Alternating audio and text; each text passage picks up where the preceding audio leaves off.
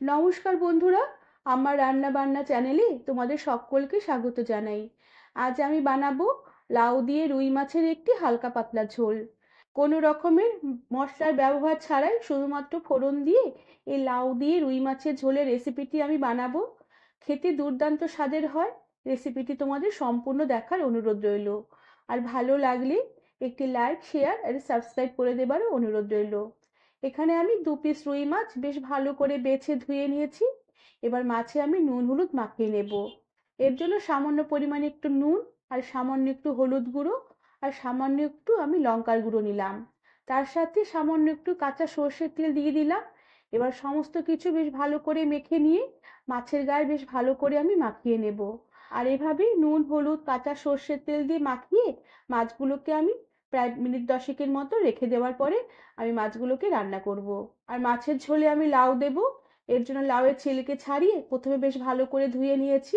এরপরে লাউগুলোকে একটু ডুমো ডুমো করে কেটে নিয়েছি। এরপরে আমি মাছগুলোকে ভেজে নেব। এর জন্য কড়াতে পরিমাণ মতন তেল দিয়ে বেশ ধোয়া ওঠা তেল গরম করে নিয়েছি। এবার কড়ার গায়ে বেশ ভালো করে তেলগুলোকে ছড়িয়ে দিতে হবে।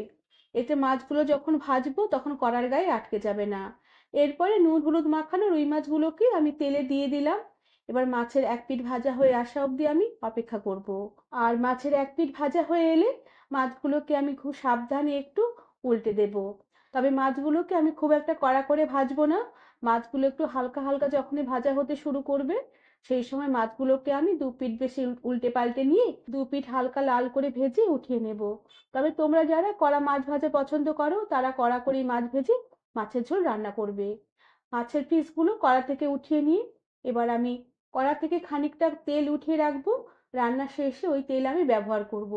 এরপর কড়াতে যেটুকু তেল আছে এই তেলে আমি ডুমো করে কেটে রাখা লাউয়ের টুকরোগুলোকে দিয়ে দিলাম। এবার লাউ তেলে কিছুক্ষণ একটু হালকা করে নেড়ে চেড়ে নেব। এরপরে লাউতে দিয়ে দিলাম পরিমাণ মতো নুন আর পরিমাণ মতন হলুদ গুঁড়ো। এবার সমস্ত লাউগুলোকে নুন আর হলুদের সাথে কিছুক্ষণ একটু নেড়ে চেড়ে নেব আর হালকা করে একটু ভেজে নেব। এরপর গ্যাসের আঁচ কম করে দেব আর ঢাকা দিয়ে রেখে কিছুক্ষণ একটু রান্না করে নেব। এতে লাউ যে নুন দেওয়া আছে এই নুন দেওয়ার জন্য লাউয়ের জল বেরিয়ে আসবে, লাউগুলো তাড়াতাড়ি মজে আসবে। কিছুক্ষণ এভাবে ঢাকা দিয়ে নেবার পরে ঢাকনা খুলে দিয়ে লাউ আমি আরো কিছুক্ষণ নেড়েচেড়ে একটু হালকা করে একটু ভাজা ভাজা করে নেব। এরপরে আমি মাছের ঝোল যতটা ঝোল ঝোল রাখবো সেই মতো পরিমাণ মতন আমি জল দিয়ে দিলাম। জল দিয়ে বেশ ভালো করে নেড়েচেড়ে নিয়ে আমি ঝোল কিছুক্ষণ একটু টকবক করে ফুটিয়ে নেব। ঝোল বেশ ভালোভাবে কিছুক্ষণ ফুটিয়ে নেবার পরে কয়েকটা চেরা কাঁচা লঙ্কা দিয়ে দেব।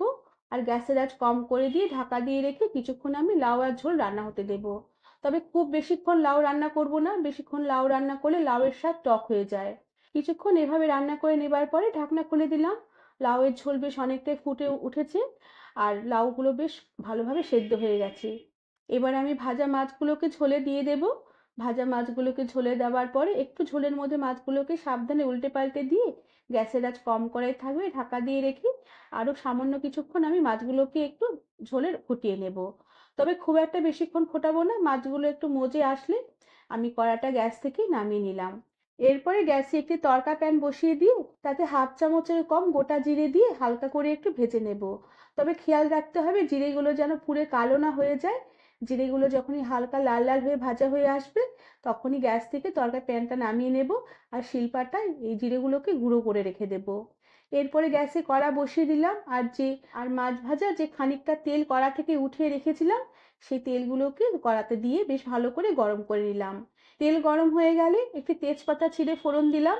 সাথে দিয়ে দিলাম অল্প একটু রাঁধুনি আর অল্প একটু গোটা জিরে। গোটা জিরে রাঁধুনি বেশ ভালো করে নেড়েচেড়ে একটু নেব।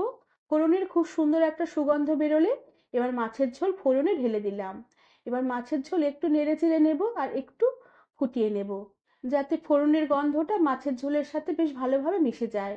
আর এই সময় নুনের পরিমাণটা একটু চেক করে নিতে হবে, আর যদি নুন লাগে তখন এই সময় দিয়ে দিতে হবে। আর এরপরে আমি যে ভাজা জিরের গুঁড়ো করে রেখেছিলাম সেই ভাজা জিরের গুঁড়ো উপর থেকে ছড়িয়ে দিলাম। এবার বেশ ভালো করে নেড়েচেড়ে একটু ভাজা জিরের গুঁড়ো মিশিয়ে নেব।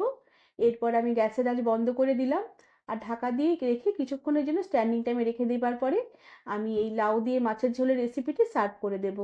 বন্ধুরা, আমার আজকে লাউ দিয়ে এই রুই মাছের হালকা পাতলা ঝোলের রেসিপিটি তোমরা ট্রাই করে দেখতে পারো।